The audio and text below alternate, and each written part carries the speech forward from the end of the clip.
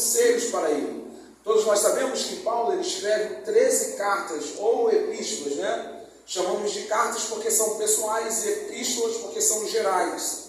Então o capítulo número 4 é uma carta que é pessoal, aconselhando um jovem pastor, e esse conselho não começa no capítulo 16, que foi escolhido para o tema desta juventude, neste congresso, nesta conferência. Começa no capítulo 1 e por isso que eu pedi para você ficar com a Bíblia aberta e nós vamos acompanhar agora, amém? Capítulo número 4, versículo 1, olha o que o apóstolo Paulo ele diz. Mas o Espírito, e perceba que o termo Espírito aqui está com letras garrafais maiúsculas, então ele está falando do Espírito Santo, expressamente diz que nos últimos tempos, esse verbo aqui, ele demonstra um período, a advertência que o Espírito está falando para os últimos tempos. Então, se olharmos para os últimos tempos, Joel ele fala dos últimos tempos, Isaías ele fala dos últimos tempos, Daniel ele fala dos últimos tempos, Jeremias ele fala dos últimos tempos, Ezequiel fala dos últimos tempos. No dia de Pentecostes, depois de todos serem cheios do Espírito Santo, Pedro faz uma pregação e ele fala dos últimos tempos. O apóstolo Paulo, em Colossenses mais específico, ele fala dos últimos tempos. Em 1 Coríntios capítulo 15, ele fala dos últimos tempos. Cristo falou dos últimos tempos, Mateus capítulo 24, capítulo número 25. Então, os últimos tempos, a partir da assunção de Jesus aos céus, quando ele fica 40 dias aqui, começa-se a contar um calendário. Esse calendário é profético de 3 anos e meio, um tempo profético dos últimos dias. E a observação são 3 fatores: olhar para Israel, que é a figueira, olhar para a igreja, que é a oliveira enxertada, e olhar para a igreja, que é representada através de Cristo, que é a videira verdadeira. Os últimos tempos já começaram, já deram um start. Esse start que foi dado nos últimos tempos, a igreja precisa observar o quê? A multiplicação da iniquidade. A igreja precisa observar o crescimento da ciência. A igreja precisa observar a apostasia espiritual daqueles que conhecem a palavra. Então Paulo ele diz isso para Timóteo: observe o que vai acontecer nos últimos tempos. Quais são as advertências? Ele começa falando: apostatarão alguns da fé. Eu dou glórias a Deus, porque o termo aqui é alguns. O termo não está referindo-se a todos. Alguns vão se afastar da fé. Alguns vão se distanciar da fé. Por que eles vão se distanciar da fé? Aqui está a explicação. Você que faz o Enem sabe que aqui é um aposto, é uma explicação, né? Esse período explicativo, dando ouvidos a espíritos enganadores. Se no começo está escrito, observe que no começo está escrito, o Espírito expressamente diz, esse Espírito com letra maiúscula está sendo combatido com o Espírito que está com a letra minúscula. E aqui está dizendo, o Espírito, muitos darão ouvidos a espíritos. Perceba aqui que é a letra minúscula, espíritos enganadores. E a doutrina de demônios. Olhem para cá. Porque o que o apóstolo Paulo está dizendo, cheio do Espírito Santo, é que nos últimos tempos nós precisamos observar aos espíritos enganadores.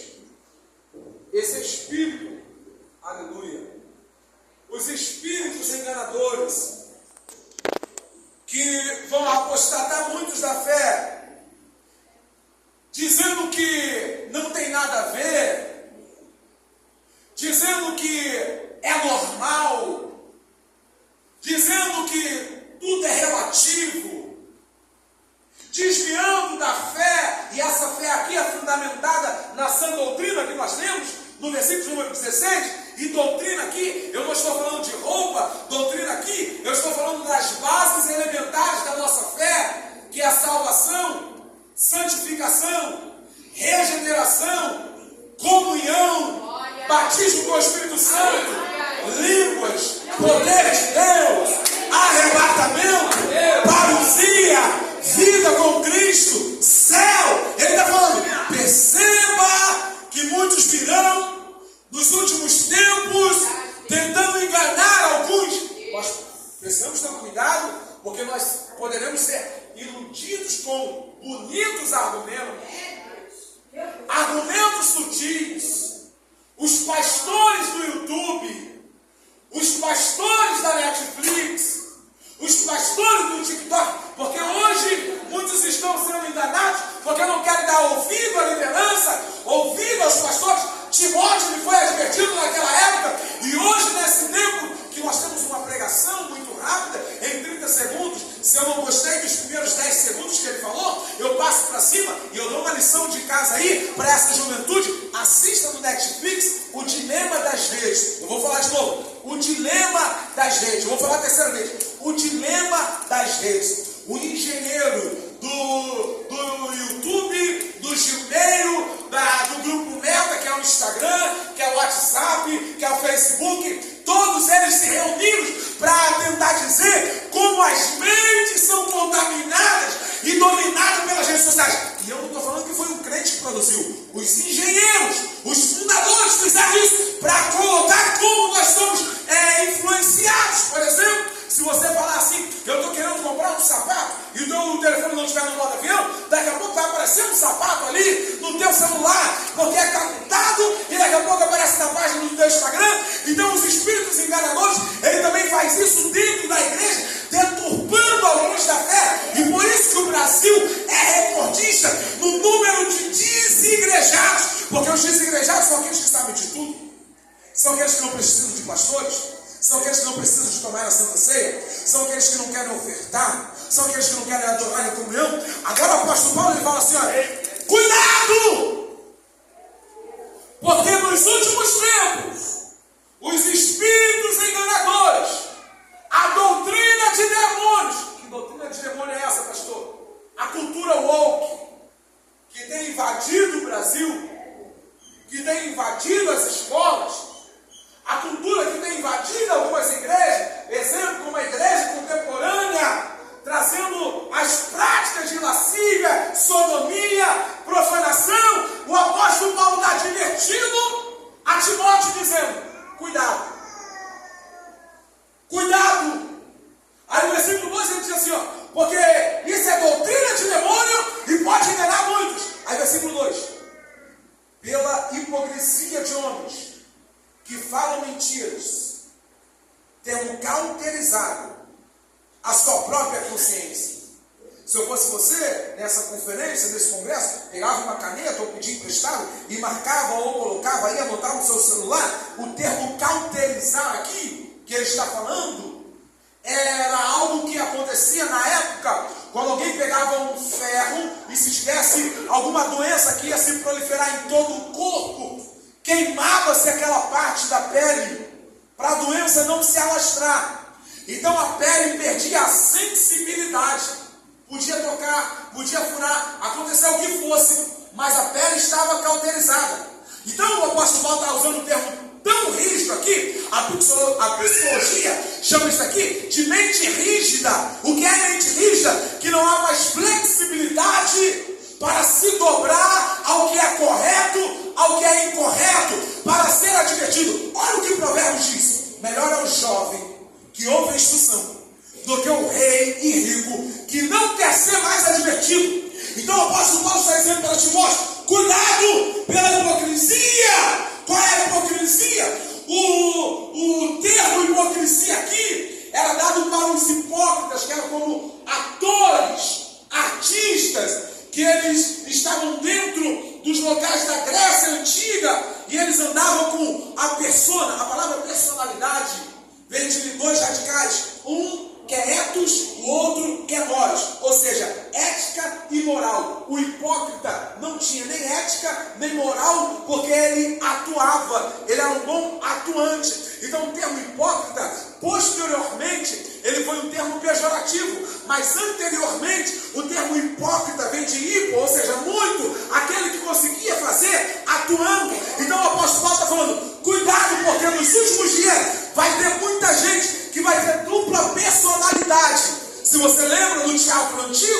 como não conseguia se ensinar muito, isso foi muito feito na China, isso foi muito feito na Grécia, pegava-se duas máscaras, uma estava rindo, a outra estava chorando. Então quando queria se atuar, as músicas eram muito altas e não se falava no teatro, apenas se pegava a máscara e colocava a máscara na frente de um sorriso. Quando queria encenar algo de tristeza, pegava-se outra máscara e colocava uma máscara de tristeza, e assim se mudava de face. Paulo está falando, cuidado, que nos últimos tempos vai ter muita gente trocando a personalidade a todo momento. Não sabe se é salvo, não sabe se é profano, não sabe se é santo, não sabe se é iníquo, não sabe se é crente, não sabe se é descrente. No congresso coloca roupa, lá fora é outra roupa. No congresso canta louvor, lá fora canta a Anitta e canta pagode. Aqui dentro louva a Deus e lá fora está louvando a diabo. No final do carnaval está assistindo a Globo para ver aqueles demônios passando nessa Sapucaí. Depois não entende o espírito da depressão, o espírito da ansiedade que vai dominando a mente. É porque houve uma brecha, uma lacuna, e o diabo entrou e falou assim, ó, eu vou entrar porque eles têm a mente cauterizada. É muita informação, sabe demais. O pai que não tinha o estudo que ele tem fala, cuidado, isso aí pode contaminar a sua mente. As células rítmicas que vão atuando, vão entrando na mente e vão dando emoção, e daqui a pouco quem estava aqui louvando a Deus por causa das células rítmicas estão dançando funk, estão dançando pagode. Eu vim como profeta nessa noite para dizer, há poder no nome e no sangue de Jesus, porque nós temos a mente de Cristo. Eu queria colocasse a mão sobre a sua mente e dissesse, Espírito Santo, guarda minha mente. Fala, Espírito Santo, a minha mente é a mente de Cristo. Eu tenho a mente do Santo. Você pode dizer amém?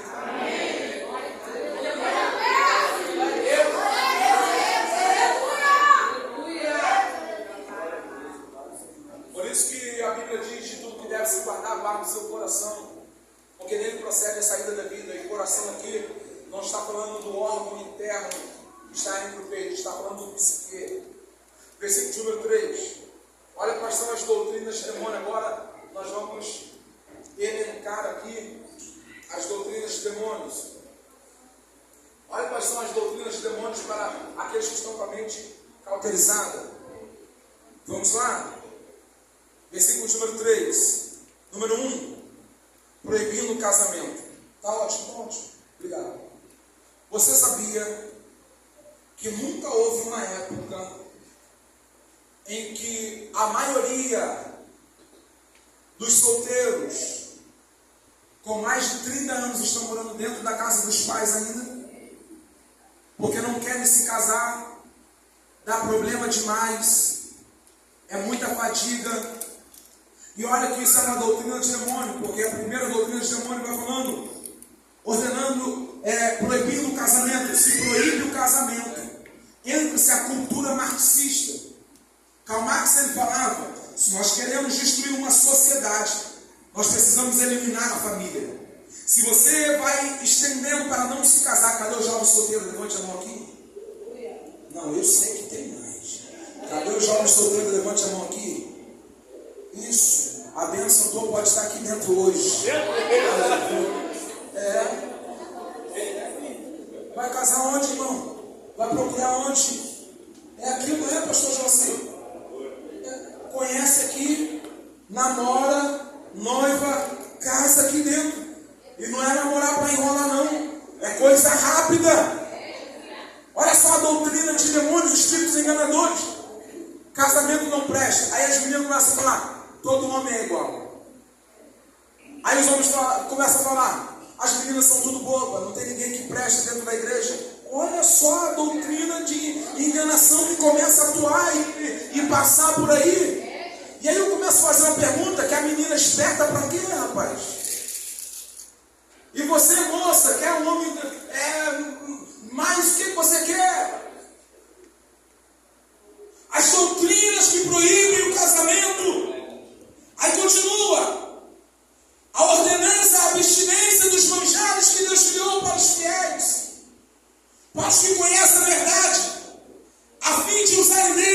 ações de graças. Versículo 4. Porque toda criatura de Deus é boa, e não há nada que rejeitar, sendo recebido com ações de graças. Porque pela palavra de Deus e pela oração é santificado. Verso número 6. Propondo essas coisas aos irmãos, serás bom ministro. Repita o termo ministro no 3. 1, 2, 3. Ministro. Muito fraco. 1, 2, 3. Ministro. 1, 2, 3. Ministro. O termo ministro aqui é o mesmo termo servos. Aqui no grego é diáconos. O termo servo havia 3. Diáconos, cuperetes e dulos. O termo aqui é diácono. Ele está falando aqueles que aprenderam a servir dentro de casa, os que trabalham na mordomia cristã. E aí ele fala: propondo essas coisas serás bom ministros. Deus quer levantar uma força, uma geração que sabe o que é servir, uma geração que sabe o que é adorar a Deus, uma geração que sabe o que é servir ao Senhor.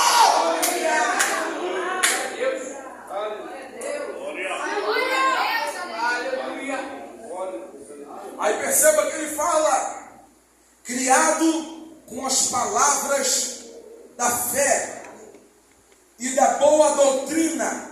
O termo doutrina aqui é doxos, que é ensino que tem seguido. Aí agora no versículo número 7 nós vamos fazer uma leitura que eu pretendo terminar antes de 9 e 5. Mas rejeita as fábulas profanas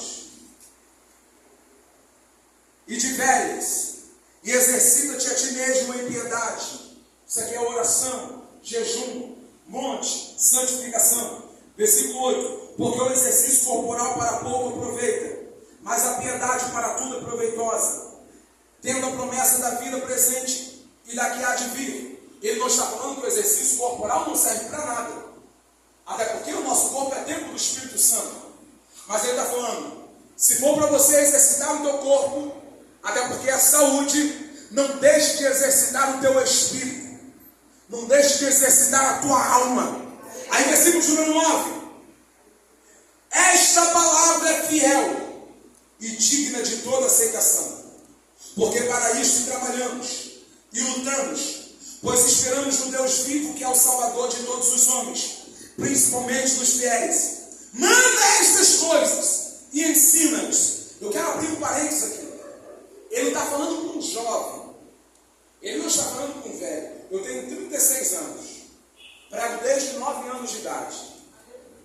Pela misericórdia e pela graça, o ministério que eu fazia à parte, fui o primeiro obreiro a ser diácono solteiro, ministério com mais de 40 anos da Assembleia de Deus. Fui o primeiro a ser solteiro, a dirigir uma igreja de todo o campo. Deus, Ele quer levantar uma juventude, porque os que são casados cuidam daquilo que é de casa, e os que são solteiros cuidam das coisas do Senhor. Deus, Ele está falando: eu não quero esperar você ficar mais velho para eu te usar, porque quando você ficar mais velho, vai ser conselheiro, vai ser ensinador. Então a força da tua juventude eu quero usar agora. Eu vou falar de novo. Deus, Ele quer usar a força da tua juventude agora, porque a experiência dos mais velhos com a força dos mais jovens é o que faz a igreja progredir, cheia do Espírito Santo de Deus. Eu vi profetizar nesta noite: Deus está levantando nesse congresso pregadores.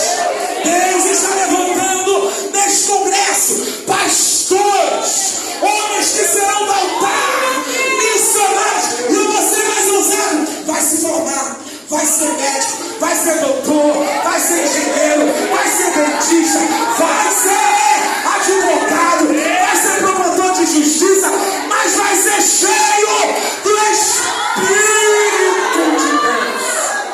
Eu estou pegando por uma geração que será cheia do Espírito, cheia de conhecimento. Pastor, então eu não posso ser empresário. Que seja um dos maiores empresários do Brasil, mas seja cheio do poder de Deus. Aonde eu tenho passado falando para esta juventude, Deus tem me dado muitas oportunidades. O Espírito tem colocado isso no meu coração. Nós estamos a caminho de um grande avivamento. Deus vai usar essa juventude. Avivamento é diferente de movimento. É diferente de apenas um dia. Não. Avivamento são transformações que acontecem e gera mudança de comportamento, salvação de almas, libertação, mudança de rota no país. Perceba que Deus está levantando jovens nesse país para fazer a diferença. O maior combate anticorrupção que existiu no Brasil, Deus levantou um jovem, promotor de justiça, Daltan Dallagnol. Busca aí, cheio do Espírito Santo, líder de juventude, líder de culto no lar. Deus está fazendo com que esta geração seja uma geração que pode mudar a história do nosso Brasil. Nós estamos cheios de cultura, conhecimento, mas que nós não devemos ficar gelados, frios, apáticos, anêmicos, soberbos, arrogantes. Deus está falando, seja tudo, mas busque ser cheio do Espírito de Deus.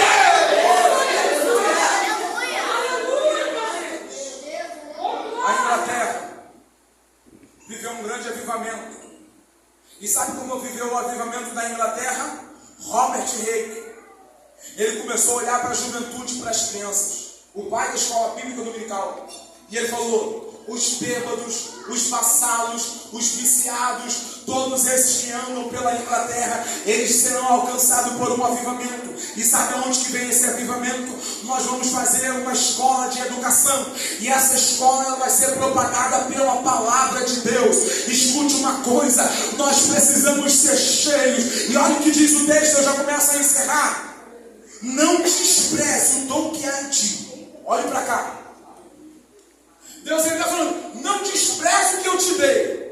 Mas eu não sei cantar, mas eu não sei pregar, mas vão rir da minha pregação, mas vão rir da minha voz, mas que vão falar de mim. Não despreze o que Ele te deu. Não despreze o chamado de Deus na tua vida. Não, mas eu sou da família mais pobre. Não, mas eu não tenho roupa para ir para o altar. Deus está falando, não despreze o que eu te dei. Eu te dei algo valioso.